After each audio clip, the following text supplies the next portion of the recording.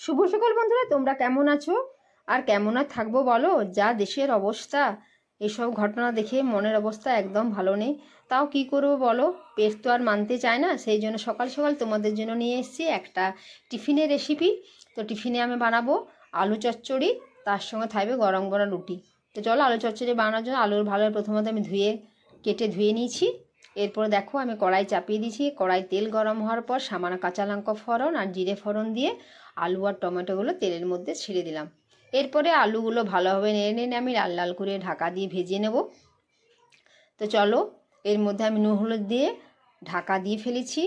হালকা ভাজা হওয়ার পর আমি ঢাকাটা খুলে আরও দেখে নেব যে আলুগুলো ভাজা হয়েছে কিনা। তো দেখো, আলুগুলো হালকা লাল লাল হয়ে ভাজা হয়ে এসছে। এরপর আমি এর মধ্যে পরিমাণ মতো জল দিয়ে দেব। জল দিয়ে আবার ঢাকা দিয়ে দেব। এইরকম আলু চচ্চড়ি খেতে কে কে পছন্দ করো অবশ্যই কমেন্টসে জানিও। তো দেখো, আমার জল দেওয়া হয়ে গেছে। হালকা নাড়াচাড়ো করে আমি আবার ঢাকা দিয়ে দেবো। আর নামানোর সময় দেব সামান্য চিনি। তো চলো, সবজিটা প্রায় ফুটতে শুরু হয়ে গেছে, আমি উপর থেকে ঢাকা দিয়ে দেব।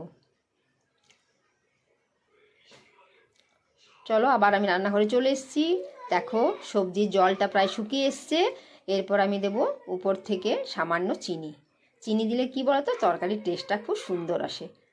তো দেখো, তরকারিটা প্রায় হয়ে এসছে। এরপর আমি টমেটো ভালোভাবে ঘেটে ঘেটে সবজিটা একদম গালা গালা করে নেব। তোমরাও এইভাবে খাবে, দেখবে খুব সুন্দর লাগবে। আর টিফিনে এরকম হালকা মাঠা তরকারি খেতে খুব সুন্দর লাগে। তো চলো, দেখো বাটির মধ্যে আমি আলু চচ্চড়িটা ঢেলে নিয়েছি। সবজির থেকে একদম ভাপ বেরোচ্ছে। এরপরে আমি আটাটা মেখে নেবো। আটা মাখাও হয়ে গেছে, তাওয়াও চাপিয়ে দিয়েছি। আমার আজকে টিফিন রেডি। গরম গরম রুটি, তার সঙ্গে উপর থেকে ঘি, আলু চচ্চড়ি আর কাঁচা পেঁয়াজ। চলো, ভিডিওটা ভালো তাহলে কী করতে হবে, লাইক শেয়ার আর কমেন্টস করতে হবে। সকলে ভালো থেকো, সুস্থ থেকো, টাটা।